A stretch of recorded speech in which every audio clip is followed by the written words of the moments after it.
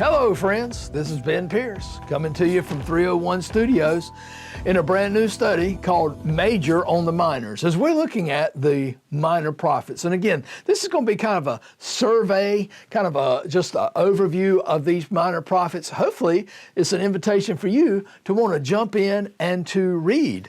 So the first one we're looking at, we're going to take them in order, is the book of Hosea. Hosea means Yahweh has rescued or salvation. Now, what do we know about Hosea? Well, he is the son of Beeri. That's all we know about the man. Hosea lived in the northern kingdom of Israel about 200 years after it broke off from the southern kingdom of Judah. We're talking about, that would be 1 Kings chapter 12.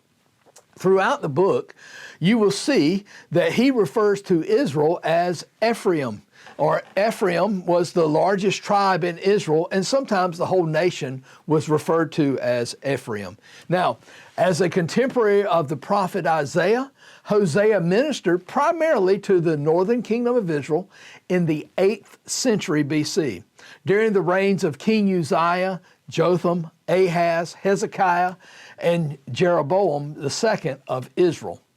He had such a lengthy ministry. When he names those kings, it's about a 45-year period is what we're looking at. So we're really talking about zeroing in about 755 to 710 BC would be about when Hosea was prophesying. It makes Hosea one of the longest serving prophets as far as his writings. He is famous for whom he is married to. Following the Lord's instruction, Hosea married a prostitute to symbolically to portray Israel's infidelity to Yahweh. Throughout Hosea's ministry, the prophet expounded on the adultery metaphor. He calls Israel to account for its idolatry and apostasy. He lays out God's charges against the people, and he also tells them of a foretelling of a judgment that is going to come. During the long reign of King Jeroboam II, Israel's victory in several military campaigns led the nation into a period of unprecedented prosperity and independence. But what oftentimes happens is when we become prosperous and independent, they forget the Lord. And Israel's fortunes, they soared, but the moral fabric of its society collapsed. Corruption and spiritual depravity, it ran rampant. Israel began worshiping pagan deities and attributed the works of God to Baal. That's Hosea chapter 4, verses 1 through 13. In other words, they were what God had done. They were saying, oh, it was Baal that did it. The people broke their covenant with God, and they no longer obeyed his laws. That's Hosea 6:7, Hosea 8:1. They stopped trusting in God and they sought foreign alliances. Hosea chapter 5, verse 13. In the eyes of the Lord, Israel's idol worship and unfaithfulness were equivalent to spiritual adultery. Hosea's wife, named Gomer, practiced unfaithfulness as a lifestyle.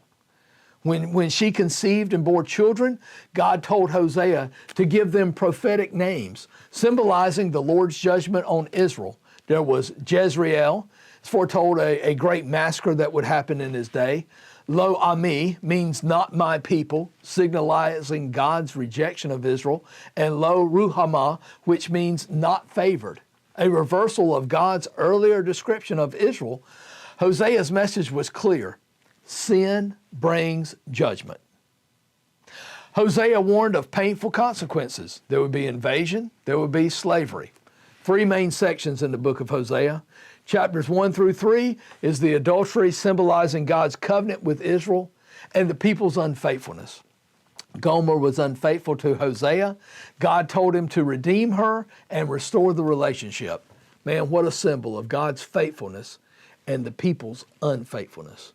Chapters 4 through 10 is going to tell us of Israel's unfaithfulness, but yet we find out God is compassionate. Hosea's main message and warning to the northern kingdom, they are lacking 3 things. They're not faithful, they're not loyal, and they have no knowledge of God in the land. You're going to see that in those 3 chapters. Then I want you to see this, Hosea chapter 11 through 14. It's themes of the future. God's going to restore the people. He's showing his faithful love. Judgment's going to take place, but there's going to be a restoration. Let me give you a couple of key verses you want to look at as you go through this. Hosea 1:2 is a key verse.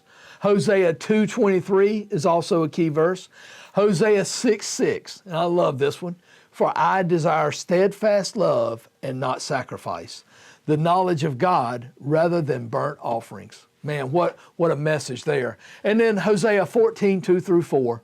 You'll want to make sure to pay attention to those. And then last but not least, Hosea 14:9.